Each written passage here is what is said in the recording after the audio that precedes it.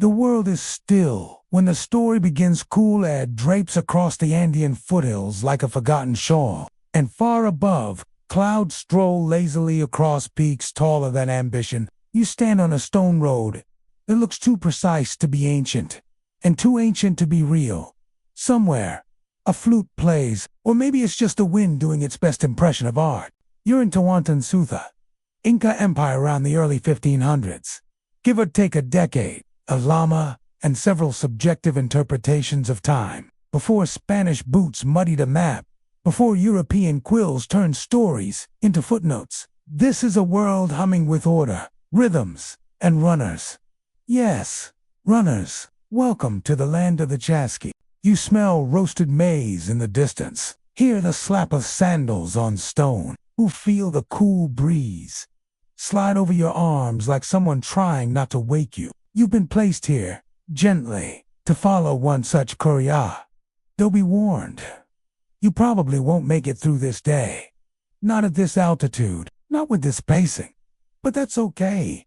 We're not really here to run. We're here to rest. But while you're catching your breath, go ahead, like and subscribe if you like more sleepy stories from places where people did far more before breakfast than we do in an entire weekend. And if you're still with us, tell us your location and the local time in the comments. It is oddly comforting to know someone in Helsinki is drifting off, just as someone in Manila wakes up and decides history is a gentle way to start the day. Now, let's ease into tonight's journey. You hear the Kolokong shell trumpet echoing from the ridge. It's not for battle. It's not a warning. It's the Chasqui, announcing his arrival at a Tamboza roadside station placed carefully every few miles along the Empire's grand roadways. He's breathless, but not exhausted. These men are trained to run at high altitudes, carrying messages, small goods, or sacred coca leaves, wrapped in woven. The next runner is already waiting, muscles taut like a pulled sling. The message is handed off.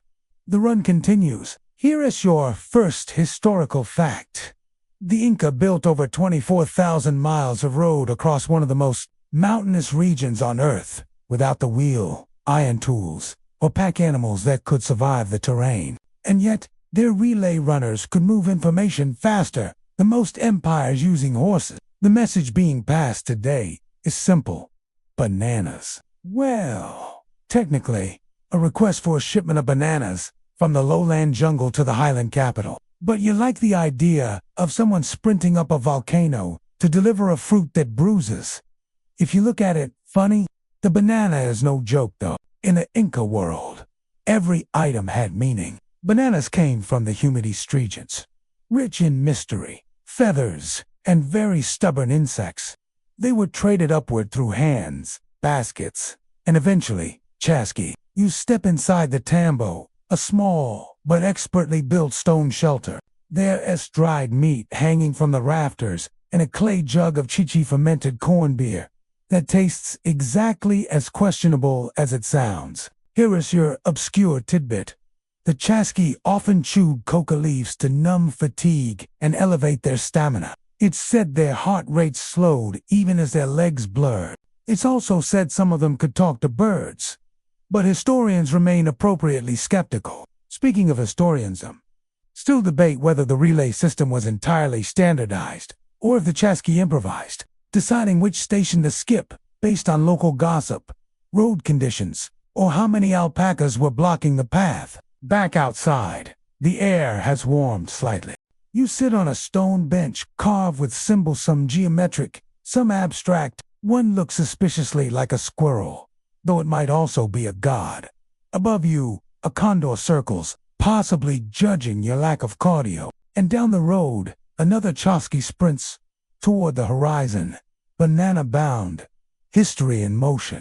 The sun climbs slowly in these parts, like someone reluctant to start their shift. It spreads over the Andes in long ribbons of gold, soaking into terraces, thatched roofs, and the bare shoulders of farmers already coaxing potatoes from the soil. You've moved uphill now. How exactly? You're not sure. Dream logic, perhaps, or the gentle generosity of an empire that prefers you upright and observant Rather than wheezing into a mossy ditch, the road narrows here, curving like a snake that studied engineering.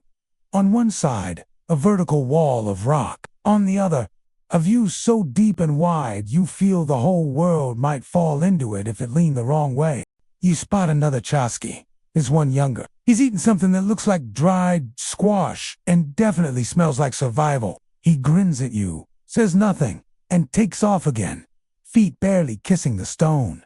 These roads were sacred, after all, built by handstone, by stone through cliffs, valleys, and jungle. And you thought parallel parking was hard. Your historical fact for today. These roads weren't just practical. They were ceremonial. Some were used only by nobles, priests, or runners. Others led to sacred sites, like Machu Picchu, a place the Spanish never found. Because they were tired, because the path was hidden. Historians still argue, probably while seated comfortably indoors. The path veers again, and you find yourself at another tambo.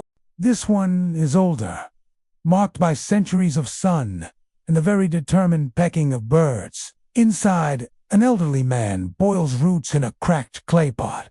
He offers you a cup of something steaming. You accept it because it's polite, and because saying no to an old man in the Andes seems cosmically risky. It tastes like earth and secrets. You decide. It's a compliment. He tells you of a time when Chasqui carried not just messages, but song fragments. Verses from one village would be sung to the next, adjusted for rhythm. By the time the song reached Cusco, it was part lullaby, part news broadcast. Here's your obscure detail. The Inca had no written language. Instead, they used quippus-knotted chords to record data. Some were simple counts, others complex narratives. Scholars are still decoding how memory was tied into thread. One quipu might list tribute paid in potatoes. Another might record a birth, a lunar eclipse, or a banana-related miracle. Probably, you step outside the tambo as the wind shifts. The jungle is closer now. Moist air replaces the crisp mountain bite. Somewhere nearby, monkeys screech their ongoing disagreement with gravity. You follow the path toward a bridge. Not a modern thing of steel or asphalt. This is a suspension bridge made of woven grass ropes, stretched across a canyon that laughs at your concept of depth perception. The bridge sways as you step on, just slightly, like it's deciding whether to trust you. Chasqui crossed these every day, often at full speed, barefoot, carrying messages or sacred items. It's said they sometimes sang as they ran, not to impress the gods, but to distract themselves from the fact that they were running across plant fiber over a canyon, best described as forever. Your foot lands on the midpoint plank.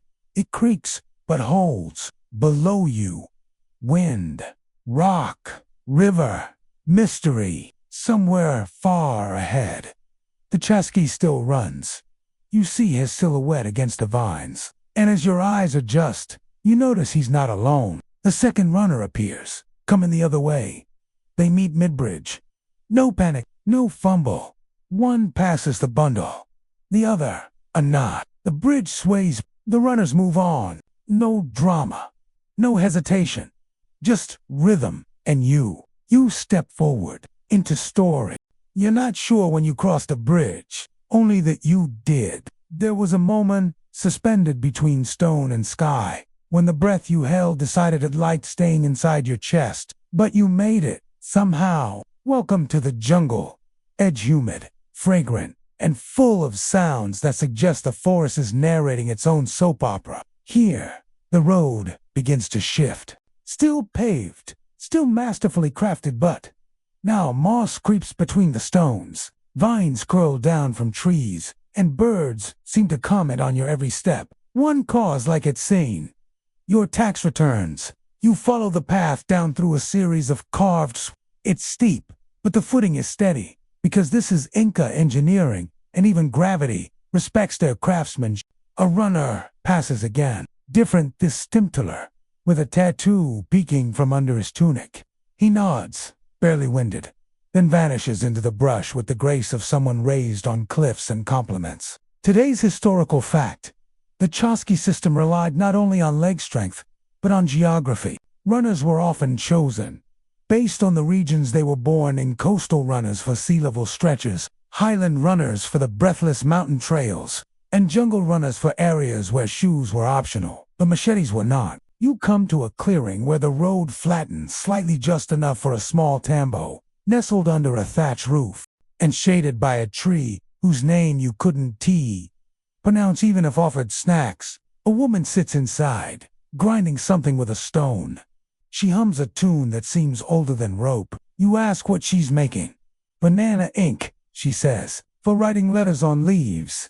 You blink. She doesn't elaborate. Here's your obscure cultural detail.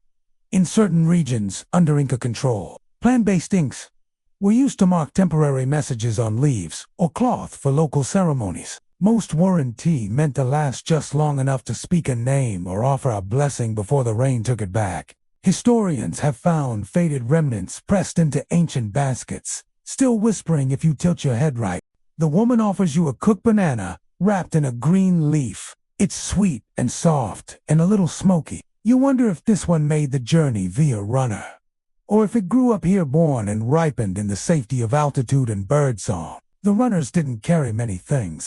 A few pouches, a kipu or two, maybe a token item like a feather, bead, or small ceramic flute used to signal messages when words weren't an option. The rest was breath and memory. Speaking of breath, you lose yours slightly as the path climbs again. The jungle clears to reveal a plateau, and at the edge, a stone pillar carved with spirals and suns. A relay marker. This is where messages changed hands, or, if no runner was present, where one waited. You sit on the edge of the platform and stare at the canopy stretching below, an undulating green ocean held in place by root and myth. Far above, condors circle again, lazy, as usual. Behind you, the tambo smokes gently. Someone inside is boiling plantains and whistling a tune that doesn't quite resolve. You breathe in, hold it, let it go, and the forest exhales back. By now, the jungle has welcomed you properly with sticky air, suspicious vines, and a level of insect enthusiasm that borders on excessive. Even the birds here seem louder, more judgmental. A parrot mimics a cough and then laughs at you. You're walking along an older stretch of road now less used, more overgrown. It feels forgotten, though the stone still holds firm beneath your steps. A runner must have passed through not long ago. The crushed leaves still spring with memory. Today's runner is shorter, wiry, and fast. He carries a bundle tied in tightly woven red cloth. You think it might be potatoes, but something about the shape says urgent fruit. Your historical fact. Chasky didn't just carry messages. They also delivered fresh food to the royal courts. Hot peppers, seafood, even snow. For chillin' drinks, there are records of runners carrying fish from the Pacific coast to Cusco, covering hundreds of miles in relay teams before the fish could go stale. One assumes there were no snack breaks. You come across a carved stone slab half buried in moss, a waymarker showing distances not in miles, but in time. It reads, to Cusco, 2 days, by foot, 1 if the gods are pleased, 4 if your sandals are dramatic. A monkey watches you from a branch and throws a mango in your general direction. It misses, barely, probably on purpose. The path opens into another temple, this one more elaborate. There are stone benches, a central fire pit, and a mural painted in faded ochre. 2 runners pass a scroll between them while above, the sun god Inti watches with an expression of mild approval. Inside, a woman prepares dried meat for the next leg of a runner's journey. She offers you a piece. It's chewy, salty, and tastes like something that used to have opinions. You pretend to enjoy it. She nods once, satisfied. Here's your obscure tidbit. Many tambos doubled as places of ritual. Runners might offer a coca leaf to a carved idol before continuing. The act wasn't superstition, it was protocol. The land had to be respected. Even when you were just delivering produce, you notice a tiny altar tucked into the tambo's back wall. 3 feathers, a stone shaped like a heart, a doll with a banana leaf hat. cute, and faintly unsettling. Outside, the air has grown thick with the scent of rainwood smoke, moss, and the kind of humidity that sticks to your bones like polite guilt. You sense that soon the real climb will begin. The Chasqui ahead is already preparing. He ties back his hair, adjusts his sandals, and eats a handful of coca leaves. Then, without a word, he's gone. You watch him vanish into the misty green ahead. The jungle absorbs him like a secret. You linger a moment longer, then follow. Upward.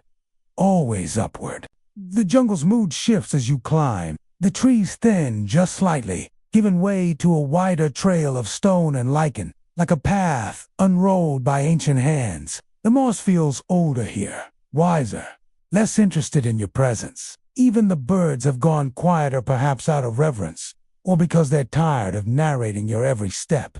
Up ahead, you catch glimpses of the Shasaya flicker of motion, a shadow darting between trees.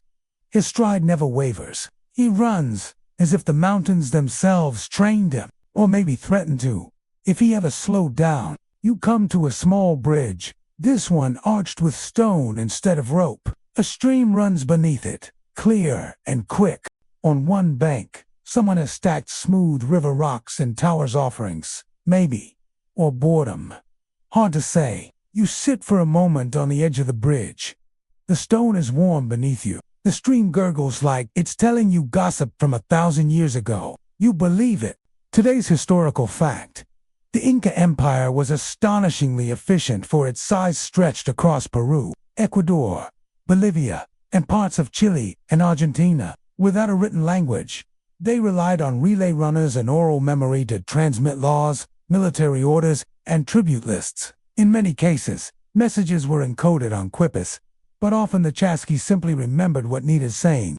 You lean down, splash water on your face, and continue. The trail steepens again, hugging a cliff that looks out over a valley you didn't know existed. In the distance, terraced hills step down like a green staircase built by quiet giants. You pass a broken, tambo-collapsed roof, vines growing through the window. A hawk has taken up residence on the beams. It stares at you.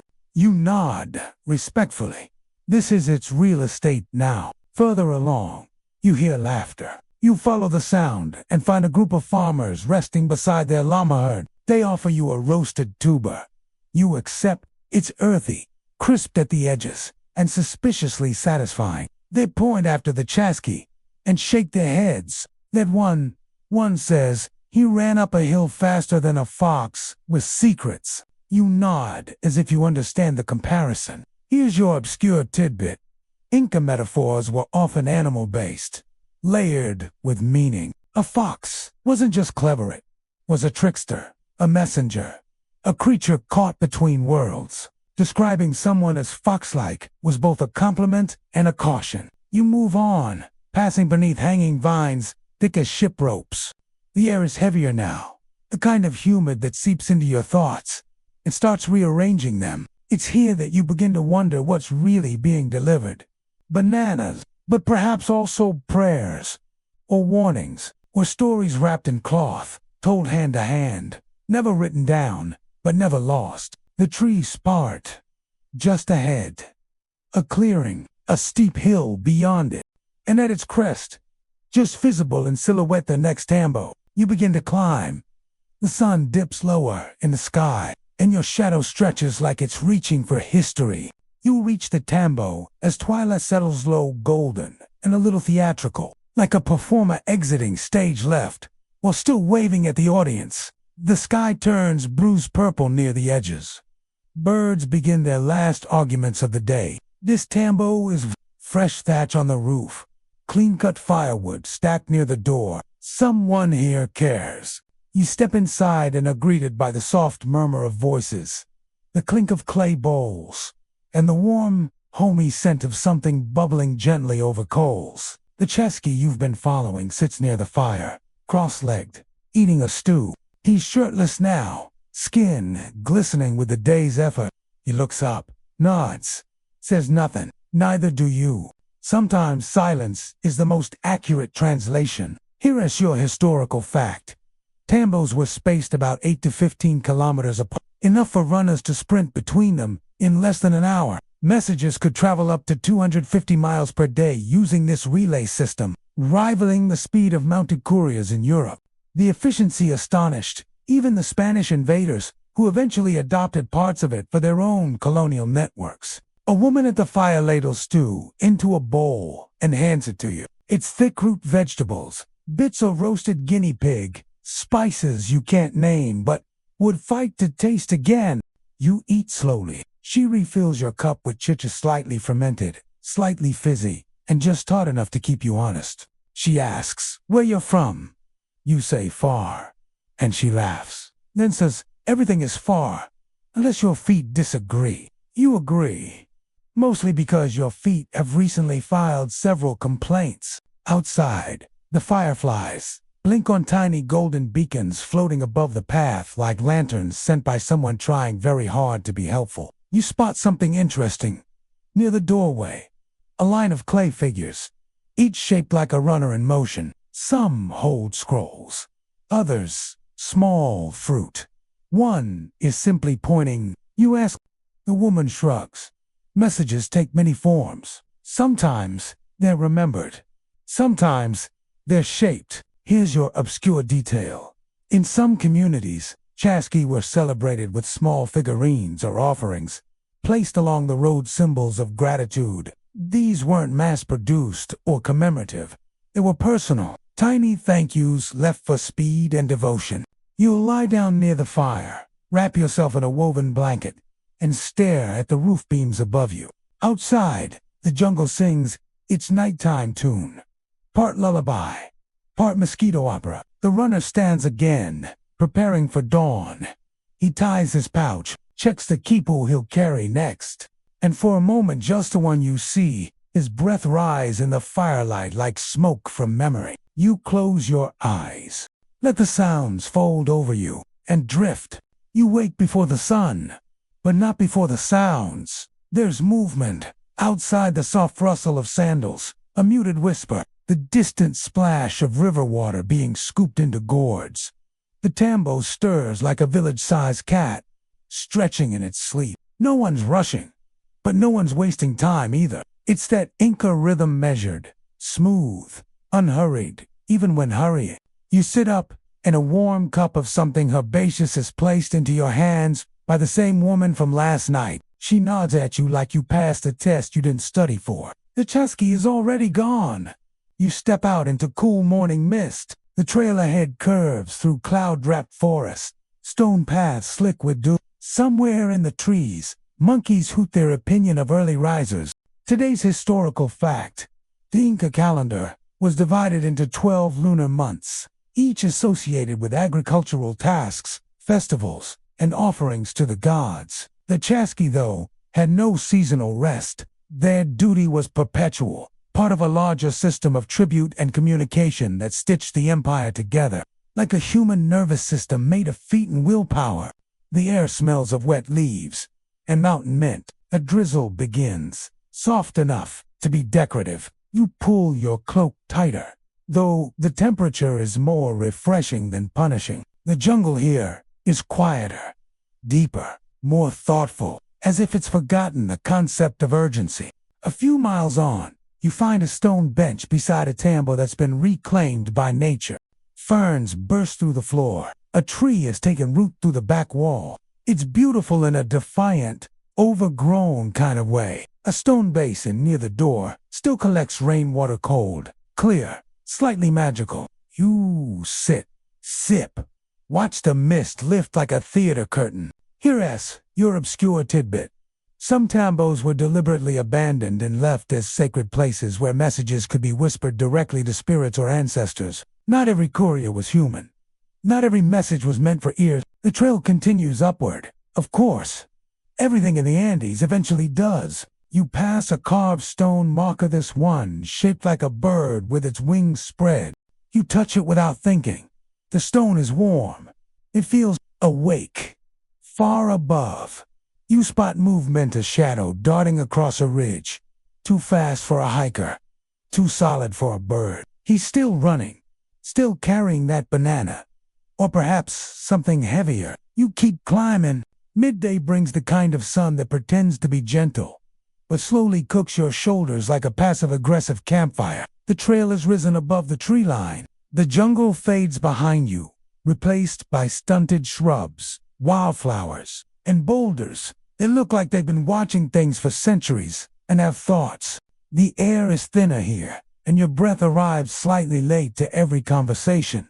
Even thinking takes a beat longer. You feel a little like soup left on a ledge. You find another Tamboa heel-toed shelter built into the mountainside. Its walls are half carved from stone, half built with mortars and earth. Inside, a small fire flickers. A woman stirs a pot with one hand and braids her hair with the other. She raises an eyebrow at you.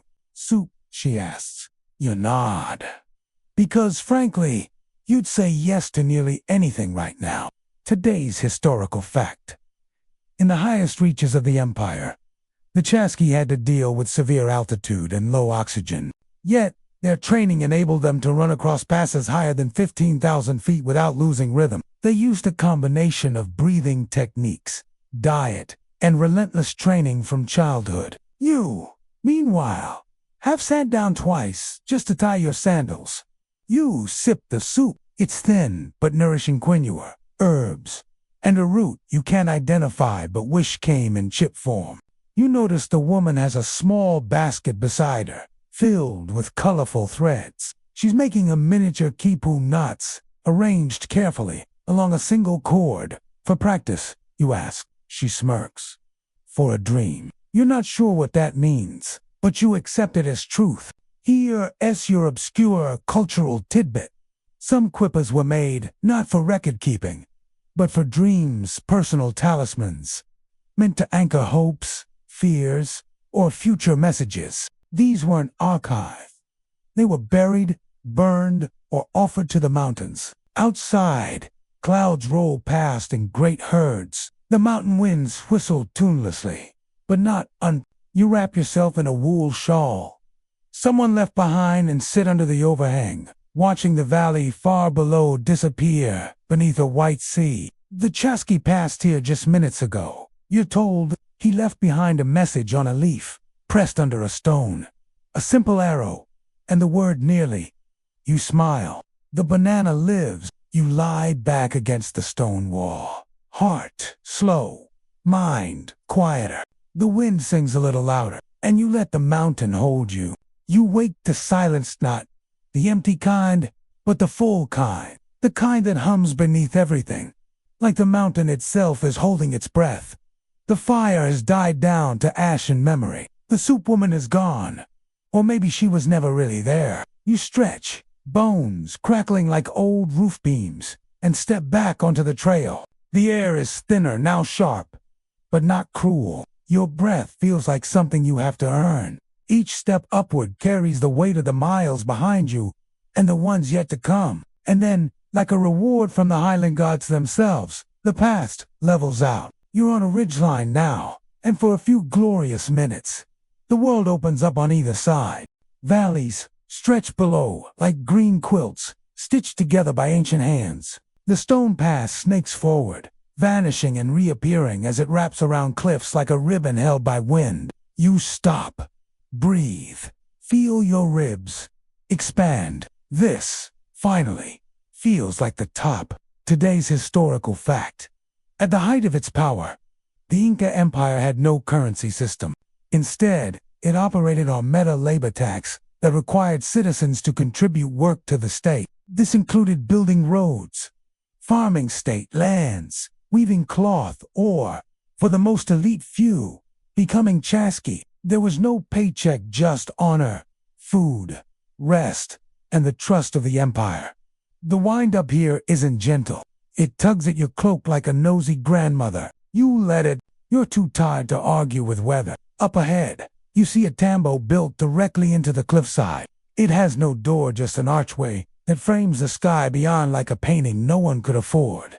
Inside is the runner, the Chasqui. He sits, legs dangling off the edge, biting into something soft and yellow. The banana has arrived. Well, half of it. Anyway, he turns to look at you, offers the other half without ceremony. You take it.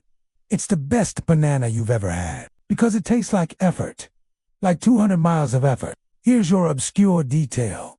In Inca belief, high-altitude places were considered closer to the gods, not just metaphorically, but literally. Offerings made at mountaintop shrines were believed to be received more clearly. Some chasqui carried tiny offerings, pieces of gold, feathers, or sacred leaves to leave at these heights, not because they were told to, but because it felt right. You and the chasqui sit in silence, eating the banana, watching condors catch the last warm air of the afternoon. Almost there, he says. Then he stands, ties his sash, and starts running again. Just like that. You watch him go, and then of course, you follow. You didn't realize how close you were to Cusco. The signs appear gradually more. Wider roads.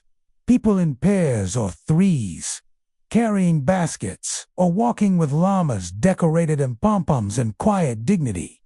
The runners are fewer here. Their work is nearly done. Messages have narrowed to local talk.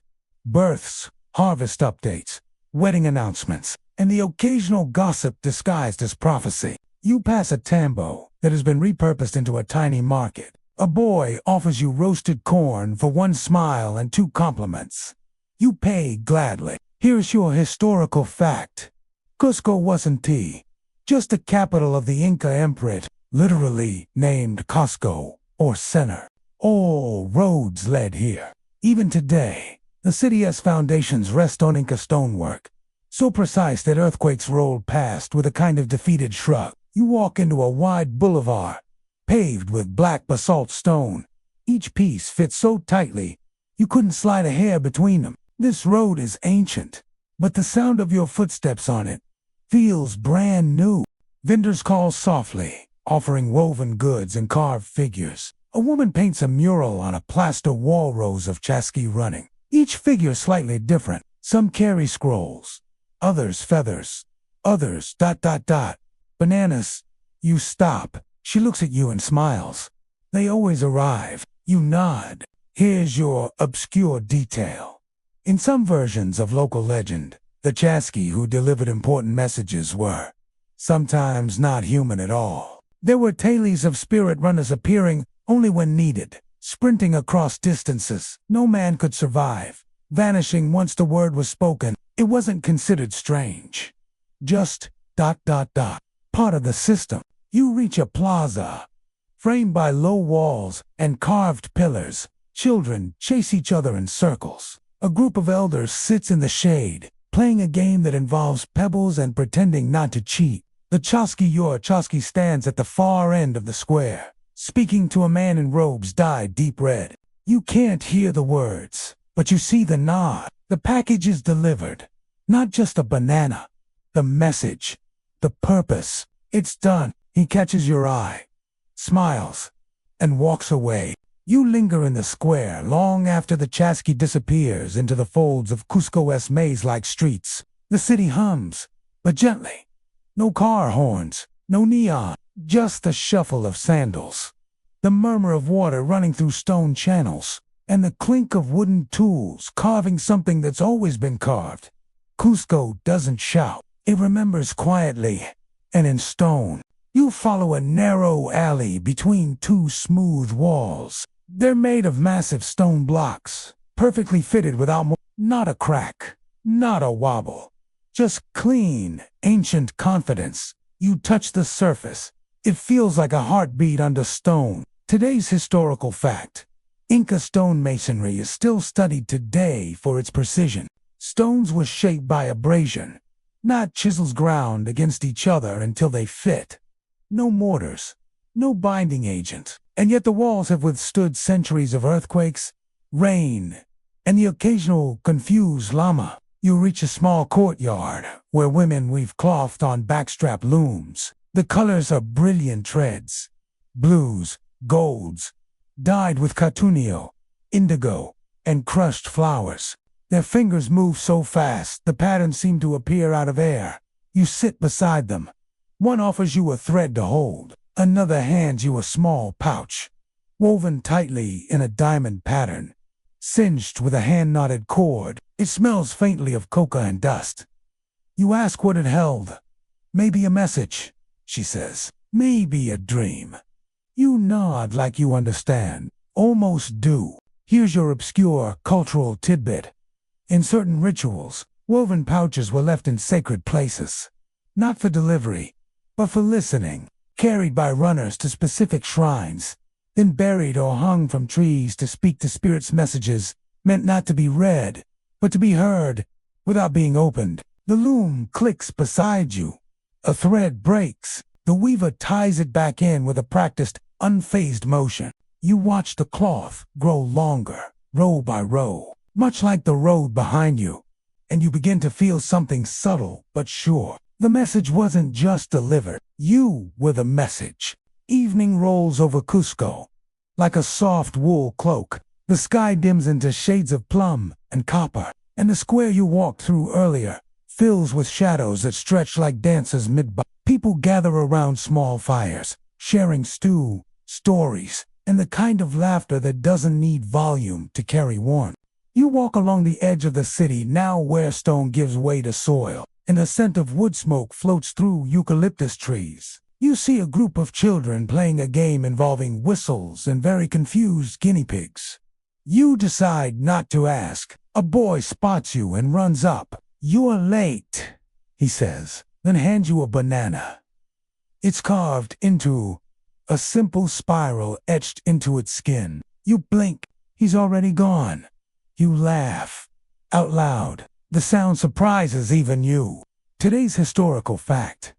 Bananas weren't native to the highlands, but they were a prized part of the empire's diet imported from the eastern jungle regions. They were considered not just food, but symbols of abundance, connection, and sometimes even ceremony. While not worshipped, they were respected. After all, any fruit that had to run uphill deserved a little reverence. You walk until you reach a stepped terrace series of agricultural platforms built into the slope.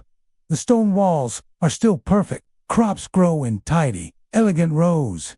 Maize, beans, potatoes, herbs. The stars begin to blink above, one by one, until the sky becomes a ledger of light. Here's your obscure detail. Inca farmers believed certain constellations controlled the timing of planting. These were not constellations between the stars but dark cloud constellations formed by shapes in the Milky Way. Yes, Shadda's llama, serpent, fox, shapes made not from starlight but from what blocked it. You lie down on a stone bench, warmed by the last of the day's sun. Above you, the stars swirl in their slow choreography. You listen. There it is again. The sound of sandals on stone.